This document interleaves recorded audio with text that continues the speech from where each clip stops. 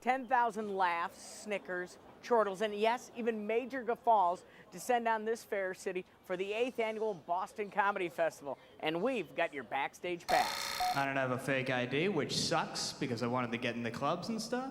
Because you ever just go by a place and be like, man, if I went in there, I know I'd get lit. I get that feeling all the time. I live near a prison.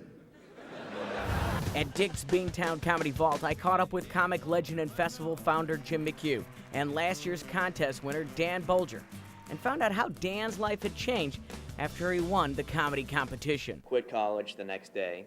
Wait, so you win the contest, you quit college? Yeah, next day. They wouldn't give me my money back. I hadn't even gone to a class all year. I'm tired of people making fun of Bush. They make him out to sound like he's worse than he really is. They make Bush out to sound like he's Hitler. And people have to remember that there's one big difference between Bush and Hitler. Hitler wrote a book. This is exactly what we wanted. I mean, when I started the festival, the whole idea was we couldn't get industry to come to Boston. And now, you got a guy here, he's, just starting out. He ended up with an agent, a manager. He was on BBC, he was on Comedy Central. He's in Aspen. He's got a shot at a career now. And that's what the Boston Comedy Festival is all about.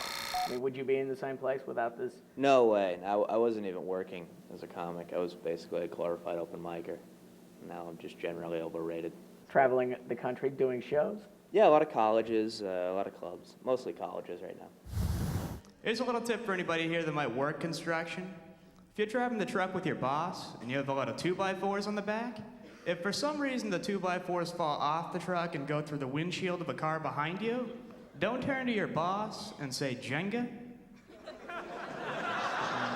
Boston's always been a comedy town. I mean, if you just look at the, if you will, Boston comedy alumni, it's Stephen Wright, Lenny Clark, and not to mention Jay Leno, Conan O'Brien, Bobcat Goldthwait. Leary.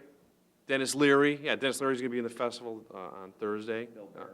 Bill Burr's going to be in the festival on Thursday at the Emerson Show. I don't get how the other Olsen twin only weighs half a pound more, but she's fine. No, they're so starving, they're weak. That's why whenever they take a picture of them, you ever notice they gotta like lean them up against each other? Then the next day is Louis Black and Friends. Louis Black, if you're going to see one comedian this year, see Louis Black. For the Democrats not to be able to find somebody who could have defeated George Bush is beyond belief. It's stunning.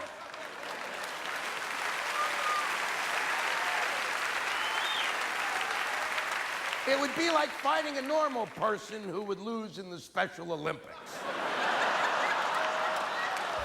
He's also got Liz Winstead, who's from The Daily Show.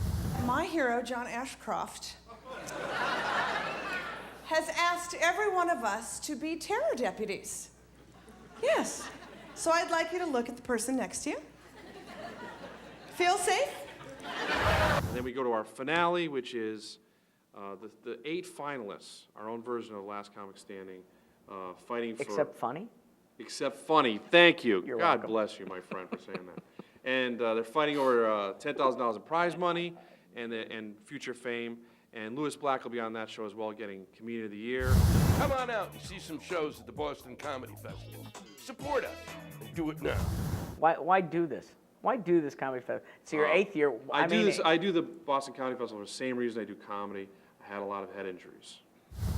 I'll tell you what I like about gay marriage. It makes domestic violence fair. We'll give you a behind-the-scenes look all week long at this historically funny comedy festival. In fact, these are the jokes that kill.